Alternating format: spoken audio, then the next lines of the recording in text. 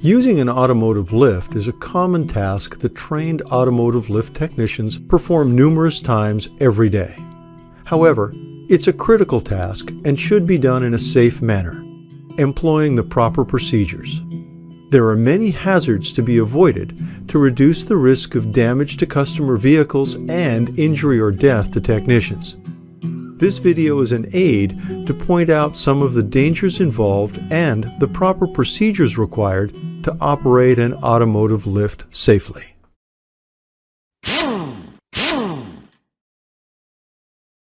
There are right ways to lift a vehicle and wrong ways. Before you lift any vehicle, make sure that you are properly trained in the operation of automotive lifts. It has the potential to be dangerous work, and training is a must. Always read the operator's manual provided by the manufacturer of the lift. It's important that the operator be familiar with the safety features, maintenance, inspection, and operation of each lift before use.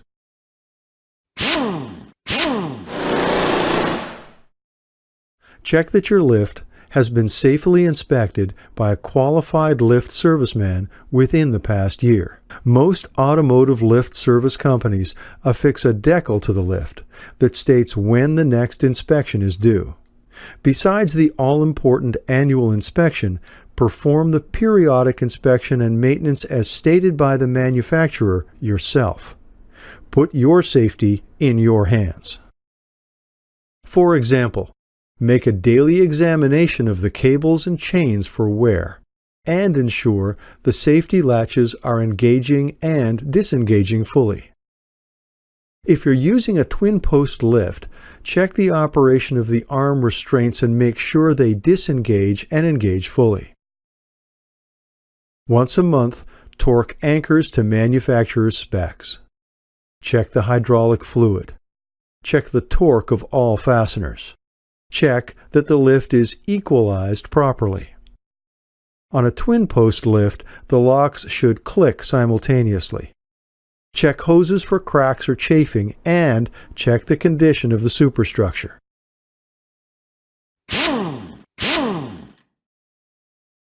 Only a trained operator who has performed the manufacturer's recommended maintenance and inspection on a lift that has been inspected by a lift service specialist is ready to lift a vehicle. First, check that the vehicle you are about to lift does not exceed the maximum capacity of the lift. Look inside the vehicle. Check for unexpected loads. Never lift a vehicle that has a heavy load inside. Then check that the bay is clean and tidy. Clean up any oil spills, tools, and debris. If you're using a twin-post lift, make sure that the lift's arms are located in the home position. Have your spotter stand at the front but to the side of the vehicle to avoid being hit in the event of an accident. Drive the vehicle into the lifting area. If you're working on a twin-post lift, it's very important to know the vehicle manufacturer's recommended lifting points. They can be found in the shop manual for the vehicle or can be obtained by the Automotive Lift Institute.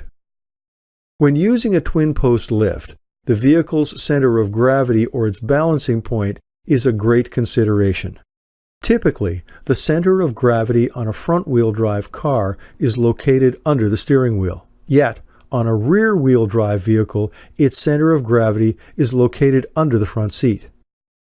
However, this is not the rule for vehicles with engines in the rear. The center of gravity is a great cause for concern in using a twin-post lift and has to be spotted midway between the front and rear arms. On a 4-post hoist, it's important to chock the front and back of at least one wheel.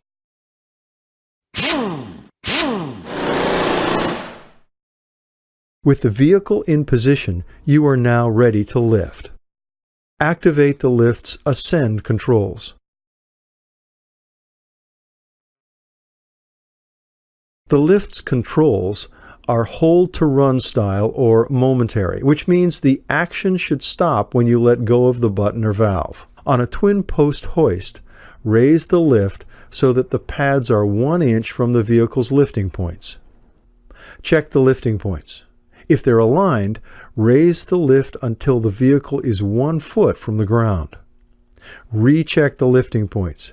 If they remain aligned, go to the rear of the vehicle and shake it moderately. Recheck the lifting points. If all is good, raise the lift to the desired working height. Never look away from a vehicle in motion. Always be aware and constantly survey the lifting vehicle. Listen for the locking latches. When you achieve your correct lift height, you must now lower the lift onto the safety latches. Then and only then can you proceed to work under a vehicle. If your work includes any heavy lifting, prying, pulling, or you're going to remove a large component, you must use 4 appropriately rated jack stands. Always raise the height of the stands to the vehicle and never lower the vehicle to the stands. Whether your job is finished or you need to do a job at a lower height, when lowering the lift, be sure to remove your stands, tools, transmission jacks, oil caddies, and clean up any oil spills. It's good practice to announce to your colleagues in the next bays that your lift is descending. Raise the lift slightly and disengage the lift's locks. It's important to walk the perimeter of the vehicle if your lift has a dual-point lock release. Remember, don't walk under the vehicle with the safety latches disengaged. Lower the vehicle.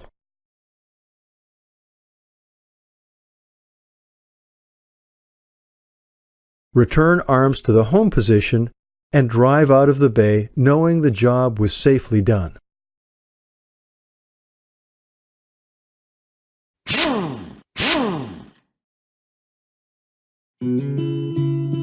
Never lift a vehicle with a passenger inside.